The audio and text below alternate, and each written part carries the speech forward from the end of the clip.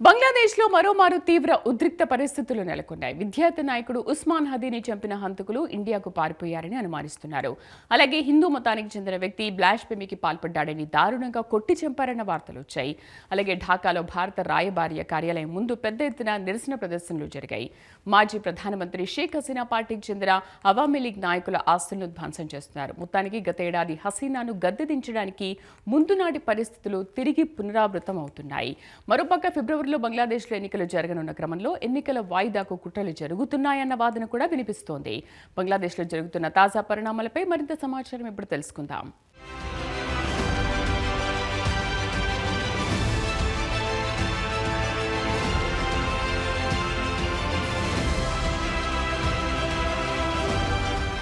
బంగ్లాదేశ్లో పరిస్థితులు మళ్లీ మొదటికే వస్తున్నాయి. దేశవ్యాప్తంగా హింస, తీవ్ర ఉద్రిక్త పరిస్థితులు నెలకొన్నాయి. గత ఏడాది మాజీ ప్రధాని షేక్ హసీనాను గద్దెదించడానికి నాయకత్వం వహించిన కీలక విద్యార్థి నాయకుడు షరీఫ్ ఉస్మాన్ హాదీని గుర్తు తెలియని వ్యక్తులు తుపాకీతో కాల్చారు. తీవ్రంగా గాయపడ్డ హాదీని ప్రత్యేక విమానంలో సింగపూర్కు తరలించి చికిత్స చేయించినా ప్రయోజనం లేకుండా పోయింది. ఆసుపత్రిలో హాదీ గురువారం కన్నుమూశాడు. దీంతో దేశంలో తీవ్ర ఉద్రిక్త పరిస్థితులు నెలకొన్నాయి. నిరసనకారులు మీడియా హౌస్లను, అవామీ లీగ్ పార్టీకి చెందిన నాయకుల ఆస్తులను ధ్వంసం చేశారు. అలాగే భారత రాయబార కార్యాలయంపై దాడులు చేశారు.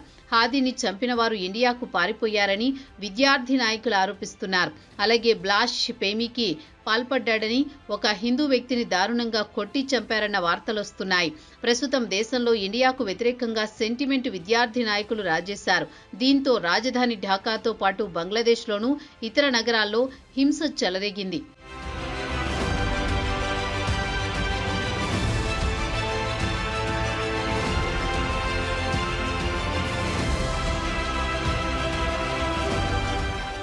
విద్యార్థి నాయకుడు హాదీ రాజకీయ పార్టీ ఏర్పాటు చేసి ఫిబ్రవరిలో జరిగే ఎన్నికల్లో పోటీ చేయాలనుకున్నాడు. షరీఫ్ ఉస్మాన్ హాదీ హత్యకు గురికావడంతో గురువారం రాజధాని ఢాకా అట్టుడికిపోయింది. ముసుగు ధరించిన వ్యక్తులు అతన్ని అతి సమీపం నుంచి కాల్చి జరిపి పారిపోయారు. వారం రోజుల పాటు చికిత్స పొందుతూ గురువారం కన్నుమూశాడు. దీంతో నిరసనకారులు ప్రముఖ మీడియా కార్యాలయాలు, ది డైలీ స్టార్, ప్రోతోమ్, అలో అనే మీడియా హౌస్లకు నిప్పు పెట్టారు. ఈ రెండు పత్రికలు కూడా ఇండియాకు అనుకూలంగా వ్యవహరిస్తున్నాయని నిరసనకారులు మండిపడుతున్నారు.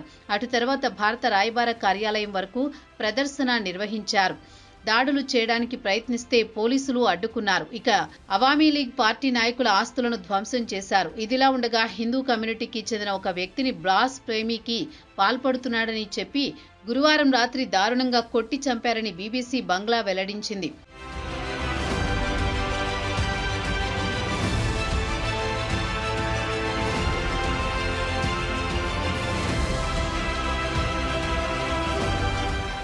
కాల్పులకు గురైన విద్యార్థి నాయకుడు హాదీ వారం రోజుల పాటు సింగపూర్ ఆసుపత్రిలో చికిత్స పొందుతూ గురువారం నాడు కన్నుమూసిన తర్వాత దేశంలో హింస ప్రజ్వరిల్లింది. హాదీపై కాల్పులు జరిపిన తర్వాత దేశంలో రాజకీయంగా దౌత్యపరమైన తీవ్ర ఉద్రిక్త పరిస్థితులు నెలకొన్నాయి. ఇండియాకు వ్యతిరేకంగా నిరసనకారులు విధ్వంసం సృష్టించారు. హాదీని కాల్చి చంపిన ఆగంతకులు ఇండియాకు పారిపోయారని నిరసనకారులు రాజధాని ఢాకాలో పెద్ద ఎత్తున ప్రచారం జరుగుతోంది. నిరసనకారులు ఇండియా అసిస్టెంట్ హైకమిషన్ కార్యాలయంతో పాటు మరో 2 వీసా సెంటర్ కార్యాలయాలపై దాడి చేశారు. పోలీసులు అడ్డుకోవడంతో కార్యాలయాలను మూసివేయాల్సి వచ్చింది. పలు సోషల్ మీడియాలో నిరసనకారులు ఇండియన్ హైకమిషన్ కార్యాలయంపై రాళ్లు రువ్విన వీడియోలు హల్చల్ చేస్తున్నాయి. ఇక బుధవారం నాడు కూడా వందలాది మంది నిరసనకారులు ఢాకాలోని భారత రాయబార కార్యాలయం వెలుపల గుమిగూడారు. ఇండియాకు చెందిన డిప్యూటీ హై కమిషనర్ ఇంటిపై దాడికి ప్రయత్నించారు. దీంతో పోలీసులు గుంపును చెదరగొట్టడానికి బాష్పవాయువు ప్రయోగించారు.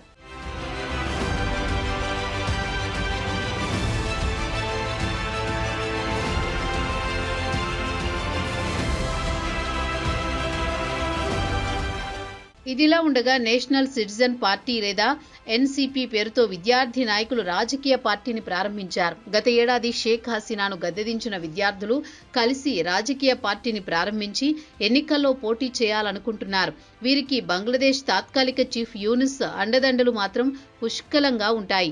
ప్రస్తుతం విద్యార్థి నాయకుడు హాదీ మృతి తర్వాత వీరంతా మరోమారు ఇండియాకు వ్యతిరేకంగా నినాదాలు చేయడంతో పాటు హింసకు పాల్పడుతున్నారు. నిరసనకారులు తాత్కాలిక ప్రభుత్వం చీఫ్ మహమ్మద్ యూనుస్ ను వెంటనే ఢాకాలో ఇండియన్ హై కమిషన్ ఎదుట అప్పగించే వరకు ఇండియన్ హైకమిషన్ కార్యాలయాన్ని మూసివేయాలన్న ఒత్తిడి పెంచారు. హాదీభాయ్ హంతకులను ఇండియా అప్పగించాలని విద్యార్థి నాయకులు డిమాండ్ చేశారు. ఇక ఇండియాతో తాము యుద్ధానికి దిగాల్సిందేనని ఎన్సీపీ నాయకుడు సార్జిస్ ఆలం చెప్పినట్టు మీడియాలో వార్తలొచ్చాయి.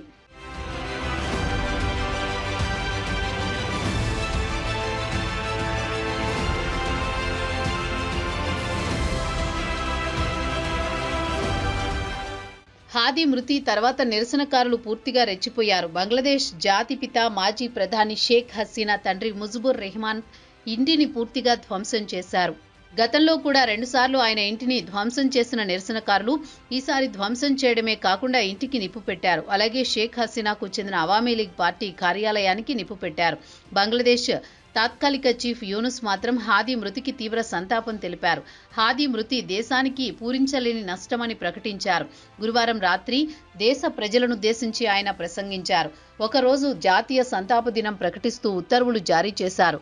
ప్రభుత్వ కార్యాలయాలు, విద్యా సంస్థలు, విదేశాల్లో ఉన్న బంగ్లాదేశ్ రాయబార కార్యాలయాలపై ఉన్న జాతీయ జెండాను సగం వరకు అవనతం చేసి ఆదేశాలు జారీ చేశారు. ఢాకాలోని మసీదులన్నింటిలో హాదీ కోసం ప్రత్యేక ప్రార్థనలు చేయాలని ప్రభుత్వం ఆదేశాలు జారీ చేసింది.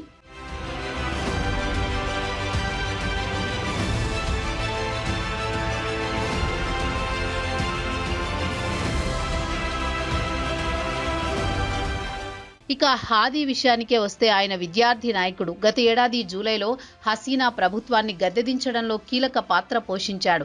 ఇంక్విలాబ్ మోంచో పేరుతో ఒక ఫ్లాట్ ద్వారా విద్యార్థులను ఒక తాటిపైకి తెచ్చి షేక్ హసీనాను గద్దెదించాడు. యూనుస్ను ఏరికోరి విద్యార్థులు తాత్కాలిక చీఫ్ పదవిలో కూర్చోబెట్టారు. ఇక యూనుస్ కూడా విద్యార్థి నాయకులకు అత్యధిక ప్రాధాన్యం ఇస్తున్నాడు. తనతో పాటు విదేశాలకు కూడా తీసుకువెళ్లాడు. అమెరికా పర్యటనలో యూనుస్ తన వెంట విద్యార్థి నాయకులను తీసుకువెళ్లి ప్రపంచ నాయకులకు పరిచయం చేసిన విషయం చాలా మందికి తెలిసే ఉంటుంది. ఇక హాదీ హత్య విషయానికొస్తే బంగ్లాదేశ్లోని ఎన్నికల తేదీ ప్రకటించిన మరుసటి రోజు అంటే డిసెంబర్ 12న గుర్తు తెలియని వ్యక్తులు తుపాకీతో కాల్చారు. బుల్లెట్లు ఆయన తలలో దూసుకుపోయాయి. దీంతో యూనుస్ ప్రత్యేక విమానంలో సింగపూర్కు తరలించారు. యూనుస్ సింగపూర్ బంగ్లాదేశ్ రాయబారి హాదీకి చికిత్స దగ్గరుండి చూసుకోవాలని ఆదేశించారు. సింగపూర్ ఆసుపత్రి చికిత్స పొందుతూ గురువారం హాదీ కన్నుమూశారు. హత్య వెనుక ఇండియా హస్తం ఉందని, బంగ్లాదేశ్పై ఇండియా ఆధిపత్యాన్ని సహించమని విద్యార్థి నాయకులు మండిపడుతున్నారు. ఇండియా ఆధిపత్యానికి వ్యతిరేకంగా పోరాడుతూ ఉస్మాన్ హాదీ అమరుడయ్యాడని విద్యార్థి నాయకులు ఫేస్బుక్ పోస్టులో హాదీ మృతి సంతాపం తెలిపారు.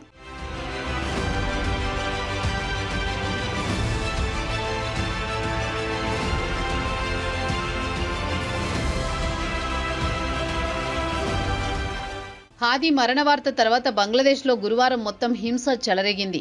తర్వాత ఫేస్బుక్లో హాదీ మద్దతుదారులు ఒక పోస్టు పెడుతూ హింసా దౌర్జన్యం ద్వారా హాదీని హత్య చేసిన హంతకులకు దేశాన్ని అప్పగించరాదని పోస్టు పెట్టారు. బంగ్లాదేశ్ను హంతకులు నిర్వీర్యం చేయాలనుకుంటున్నారని పేర్కొన్నారు. కాగా ఎన్సీపీ సభ్యులు నాషీద్ ఇస్లాం, హస్నత్ అబ్దుల్లా లాంటి వాళ్లు పలుమార్లు ఇండియాకు వ్యతిరేకంగా ప్రకటనలు చేశారు. గత వారం నిరసన ర్యాలీలు నిర్వహించారు. ఇండియాకు చెందిన ఈశాన్య రాష్ట్రాలకు 7 సిస్టర్స్ అంటారు. వాటి నుంచి ఇండియాను వేరు చేస్తామని హెచ్చరించారు. ఇదిలా ఉండగా ఇది హత్యకు కుట్ర పన్నిన ఫైసల్, కరీం మసూద్ ఇండియాకు పారిపోవడానికి సహకరించారని సిబియోన్ డియు, సంజయ్ చిసిములకు ఢాకా కోర్టు 3 రోజుల పాటు రిమాండ్ విధించిందని డైలీ స్టార్ పత్రిక పేర్కొంది.